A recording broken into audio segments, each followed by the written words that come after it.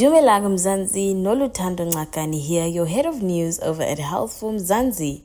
Joining me on this podcast, my colleague and co-sister in action, Lucinda Dordley. Hey Lulu, and to all of our friends in crisis, welcome back to Sisters Without Shame, a podcast that is proudly brought to you by Health for Mzansi.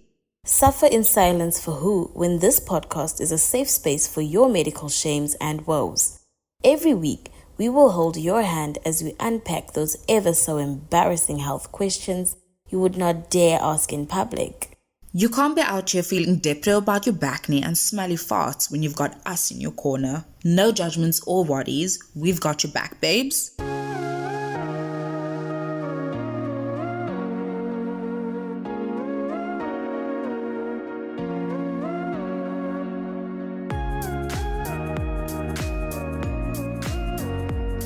In the last weeks leading up to the end of the year, I've been feeling a lot more grateful for my life and loved ones. We have this Omarian virus in the air, and it's just been a very tough year, man. But I really do appreciate anything and everything in my life. The last leg of the year always comes with this sort of panic for me, but there is nothing like a little gratitude to almost sort of center you. But before we give our thanks and get all mushy, we have a friend in crisis to attend to, Lulz. Now, as our listeners do know, on every episode, we listen to a voice note, read a WhatsApp or email message received from a Health for Mzansi reader. Remember, your messages are confidential and we will never mention your name unless you want us to. Lucinda, who needs some sisterly shoulders to cry on this week? This week, we have a message from Jacobsdal. Anonza writes, "Hi sisters. You never really know who you are dealing with, do you?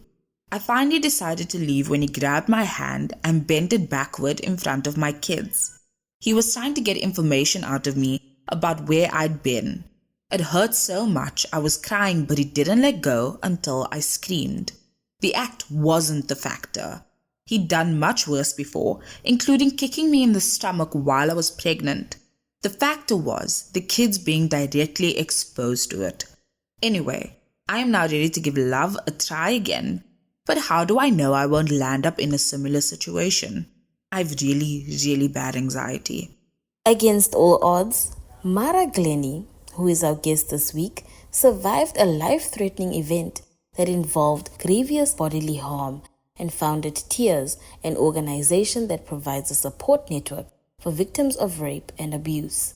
Her mission is to enable victims of rape and sexual abuse to find the assistance, comfort, and compassion that they need when faced with a similar situation. Glennie is passionate about women's rights and the fact that women have very little to no protection, despite our progressive laws and studies in Mzansi. So Mara, we never know who we really are dealing with until the first time that they do something that is out of pocket, or they do something to harm you, they say something to harm you, or they physically do it. So do abusers typically show any warning signs? I think that's a very complicated question. I'm a person who stayed in a relationship too long, nearly 20 years. And when I look back now, I know there were warning signs from day one, but he only physically hurt me in 19 and a half years. However, one must just see that if a person is insanely jealous, very possessive, makes you ask where you're going, checks your emails, checks your phone, discourages seeing your family and friends, those are all warning signs. And what happens is we tend to say it's just he's different and I'm the one who understands him. And, it's his upbringing. He was very religious, or his parents were over-religious. So we just constantly make excuses for men and bad behavior. And so the difficulty is to find yourself people who understand your concerns, but in a caring way, because just sympathy is a useless emotion. So you need to have sympathy with action. There's always that question of why does the victim never leave? We always hear things of why is she only waiting to come forward with her allegations now? It's always a common response when people think about the victim. I mean, we've seen already in this whole week on Twitter, especially following those scathing claims against that TV personality and musician. What is the victim's experience in abusive relationships? And how can we as people be more sensitive towards the situation? Well, I think the difficulty, you're quite right that has happened. And I think one of the difficulties is that when a victim or a perpetrator, in this case, chooses to speak out, he or she, because perpetrators can be men and women, and needs to make sure that they've made good the damage they've done. So you can't be speaking out against abuse if someone is still holding it against you somewhere. So it's very difficult.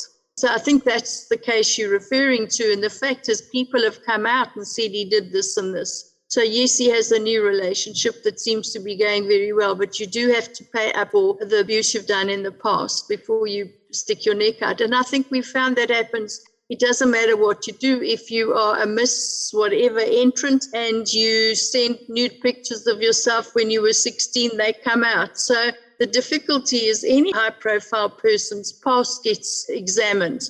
And that's the hard part, because I'd like to believe he is reformed, but it's just to fix the past. Reforming is very difficult for men. And I think that it was brave of him to come out, although he may well have not made right the past. So let's just talk about why it's hard to go out, because I stayed in an abusive relationship, verbally and emotionally abusive for many years that nearly cost me my life, eventually physically. Is we stay because we think we can change the men, and ladies, we can't. The only thing that can change a man's behavior is his decision to change. And we can encourage him, we can introduce him to other people, but begging, pleading, crying, because they'll come to get you back, make you every promise under the sun, and before the sun is set, they've already broken that promise. Has to be a life-changing commitment.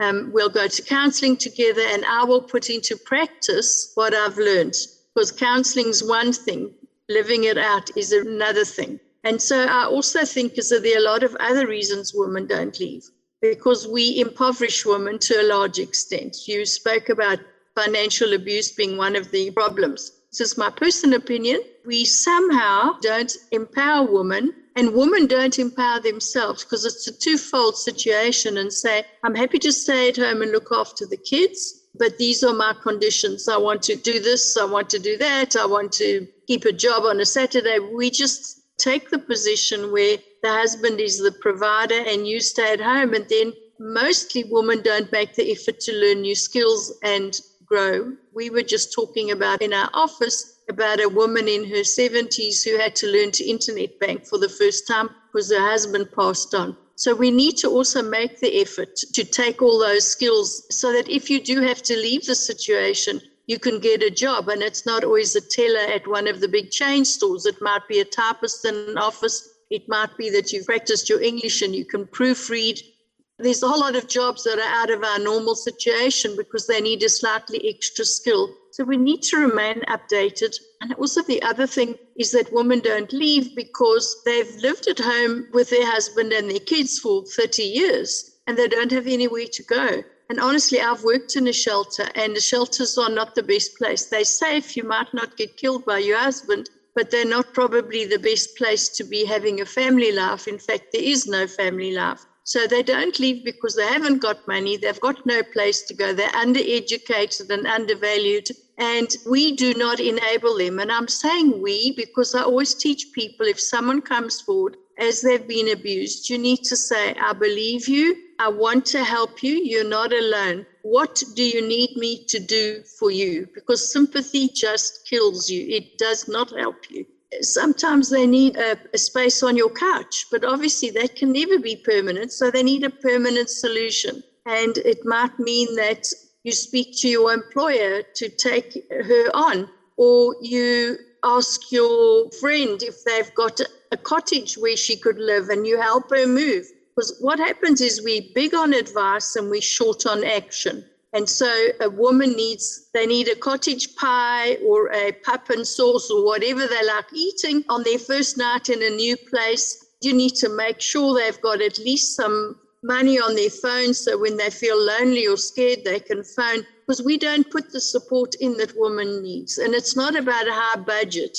It can be at any level. So what happens is sometimes people can't even get to the shelter because they don't have the taxi fare. So it's very simplistic areas that you could help in by offering people support. Because if you don't have a car and you can't say, don't worry, I'll fetch you and I'll take you to the shelter, you can say, I can help you with an Uber money or taxi fare, and you know that's 100 Rand or whatever. And I don't think we're good to give advice, but we're not good to give help. And sometimes women don't even have the clothes to move to a shelter because they've been living at home and wearing their dressing gown every day. And so we need to be a little more practical in our help. And then when she's moved to the shelter or the cottage or whatever place, a room at a friend's house, don't forget her, because it's jolly lonely leaving and starting a life over. Because not only are you leaving your partner, whom you maybe thought you would live to be old with, but you're leaving your whole life behind. Because trust me, everyone blames the woman. I know when my sister finally did it, she was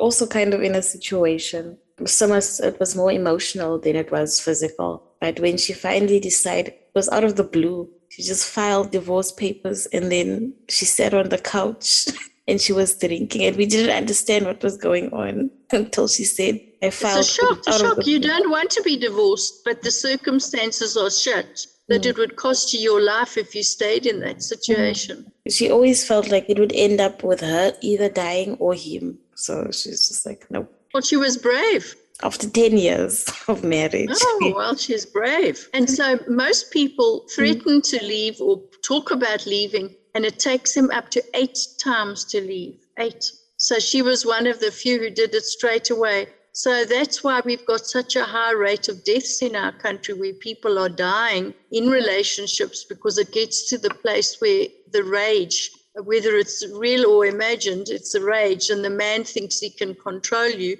and he'll try to hit you into submission, because remember that rape and abuse is not about love, it's about control. It's a power thing.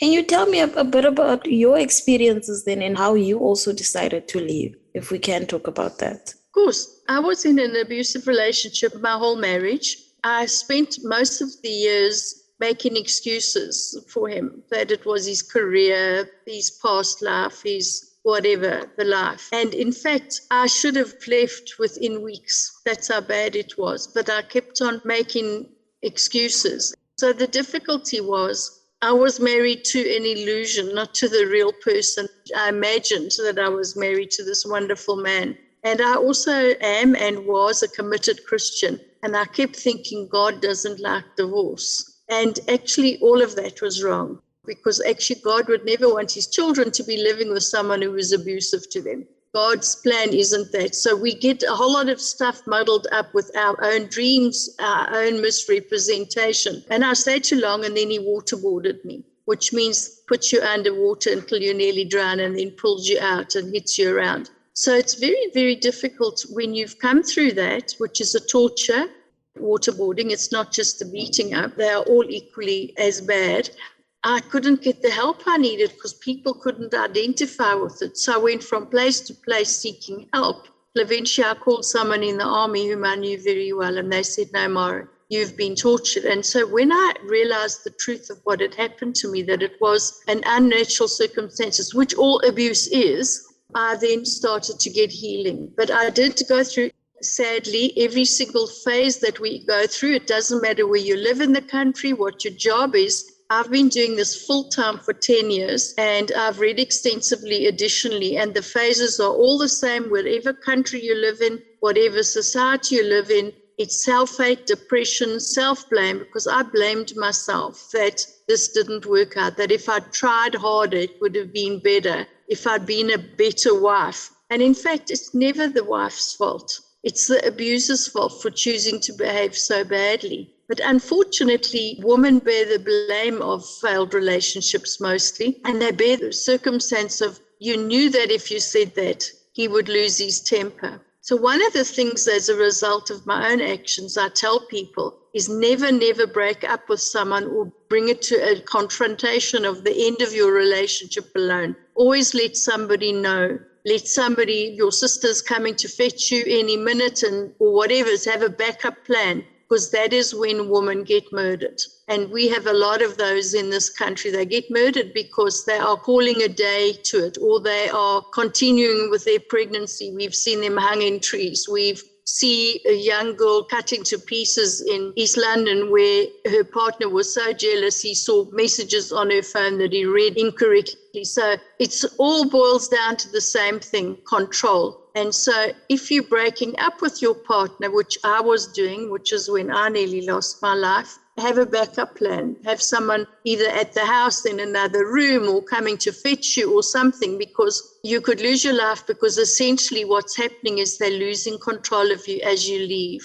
And so that's why I became an advocate against abuse. When I went to the police station to try and get assistance, it was on a Friday, they said, come back on Monday. All our staff leave at 4. There was nobody to help me. And when I started Tears, I wanted to start a service that could offer women help in the position I was in. And so I thought to myself, what help would I have wanted? I wanted to know I was crying. I want to know the nearest place I can go to for help to where I was. I was at Randburg Police Station, and I needed to be told you can go to this place within driving distance. And they said, come back Monday. So I developed a service that's free to anybody on any phone anywhere in South Africa called Help at Your Fingertips, where if you dial a number *134*7355#, I'll repeat the number in case you might need it. It's *134*7355#. It works anywhere in South Africa,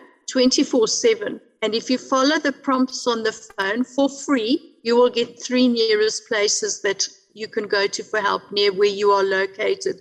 We'll geolocate them. You will give it permission to do so. After about 2 years of running the service, which I'm quite proud of because people said it couldn't be done. So remember that at that time, when I first started, there wasn't a facility anywhere in the country that could give you information nationwide. There are some now that offer partial information, and I'm pleased for that because one place can't do it all. So after about a year or 2, I decided that we need emergency help. So then we added a new service where if you're in a life-threatening situation, you can ask for help. And either someone will call you back within 24 hours, because we know that sometimes you're with your abuser and you can't speak, but you don't want to let the opportunity pass you by of getting help. So we call people back within 12 hours or 24 hours, depending on what time you call. The other is you would get through to a call center that could help you. So the last thing that we're doing, which I haven't launched yet, which hopefully I'll be able to come back on your show and launch to other people, is that we've discovered that, unfortunately, as you said at the very beginning, we don't talk about the things that matter. We don't talk about the difficult words. We don't call a vagina or a penis because we're kind of ashamed of those words. And they are not bad words. They're real words. We have made them bad in the connotation. So when a kid gets abused and she goes to the police and says, he touched my flower, we can't get justice for them. So we do have a responsibility to call things on their correct name. And so the third app that we're going to start early in the new year is for teenagers to ask questions. What if I'm pregnant? What if I had unprotected sex? What is an STD? All the things that we as parents are not talking to them about, or they're too ashamed to ask. As a passion, I gave up my corporate job to do this full-time 10 years ago. And I have an absolute passion that we can live safe, wonderful, happy lives. You know, I get up every day and I'm blessed by God that I do such an amazing job and I can help people. And I want everybody to have that same joy of living. And it doesn't come because we are not given the truth. And so I truly believe that if we educate kids, we can make their lives better.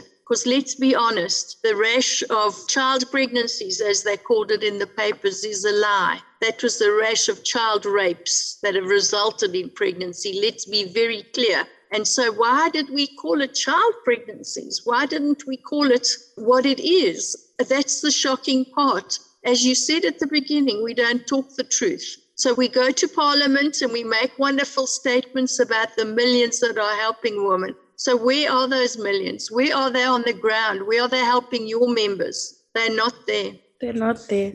I like the fact that you said we need to call things out for what they are, because that is really important. Also, Mara, what is the impact of abuse on your well-being? And also, why is it important for us to observe 16 days of activism? Abuse has a lot of negative effects on the body. People who've been suffering abuse, first of all, I think that one of the areas, I'll come back to the fullness of that question, but one of the areas that we don't really identify is that when we are abused, we suffer self-rejection, rejection of your love for that person, rejection of your good intentions, etc. So we suffer from mental abuse, which is one of the biggest things with GBV. And so we are mentally affected. So I urge everybody that I work with, if there's counselling near you, which is the service on my app, *134*, 7355 hash, go for counselling if you can, because we can say, I don't care what he did, but we do. Inside our body, we take that negative energy, we take all of that thing. So to get well, sometimes we just need to talk through the situation with an impartial person who's non-judgmental, who only wants your good, and that's very, very important.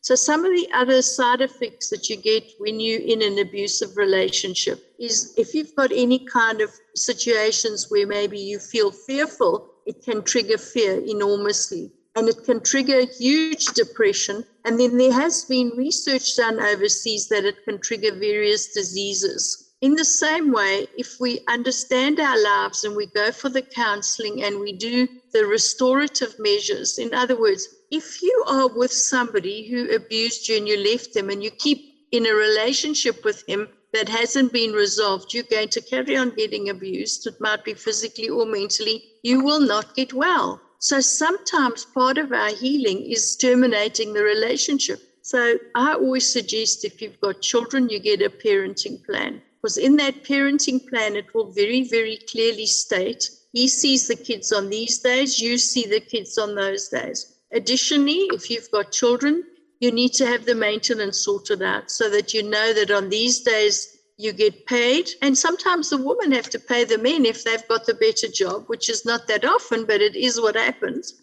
You need to have your maintenance sorted out because your children are not a grace and favor situation. Your children are your joint responsibility. And if you have to register for something, you have to register. And so I think sometimes we also get ill because we don't get up and take the action we should take. And so for me, I delayed divorcing and I delayed terminating the relationship because basically I had this dream of us getting old together, which was never to be. That is 20 years ago now. I nurtured this mistaken idea that one day he'd be fine and we wouldn't have all this stuff. And it's not a reality. Unless you see changed behavior from your partner in that way that he communicates to you that he sees a new way forward. In other words, not with his mouth, and he acts differently. He starts coming home on time or stops drinking or whatever the requirements of your attempted reconciliation.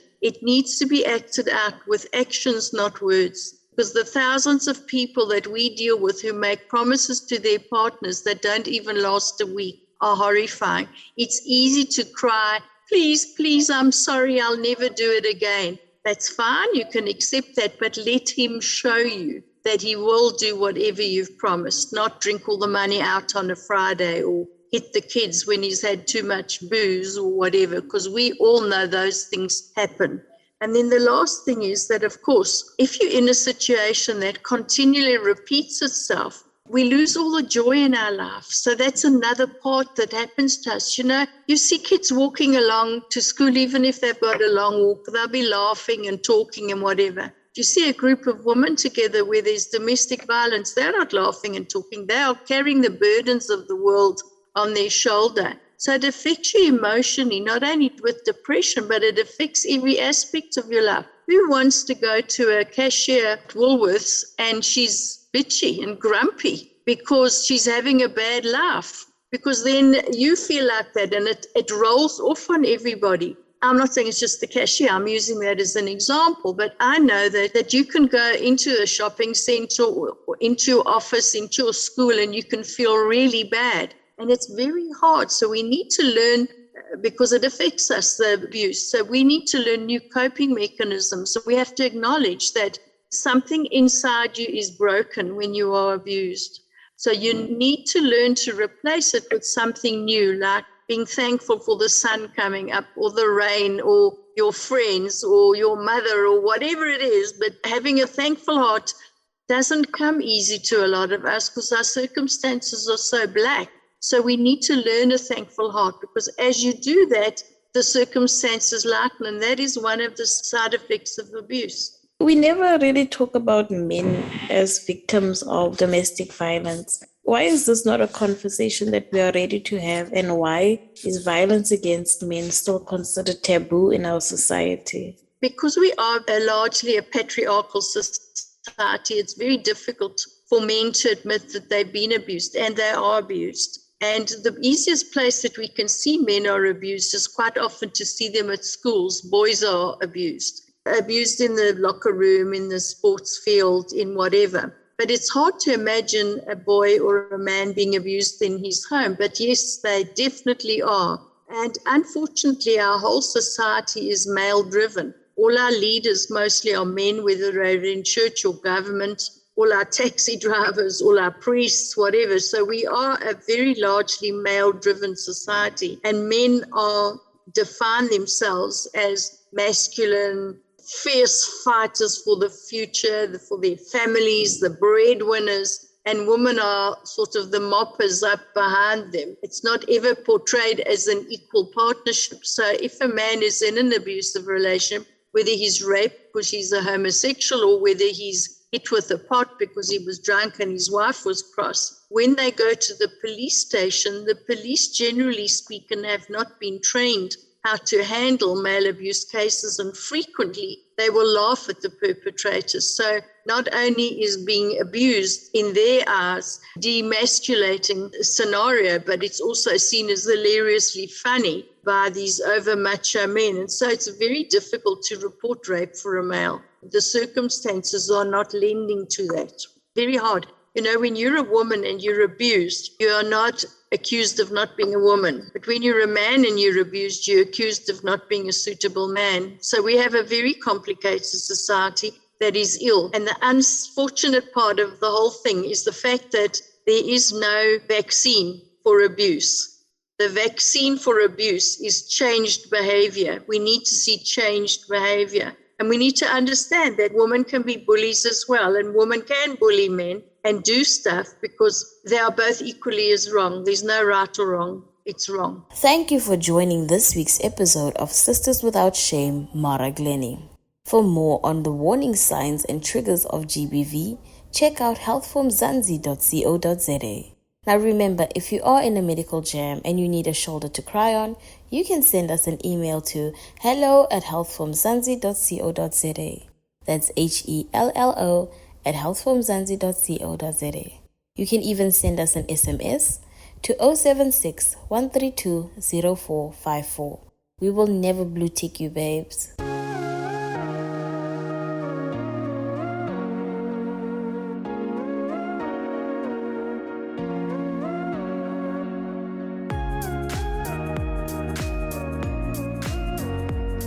Lucinda, I don't know if you've been following Twitter this week, but the whole app sort of turned into a platform for victim shaming, and it was just a disgusting sight to watch unfold.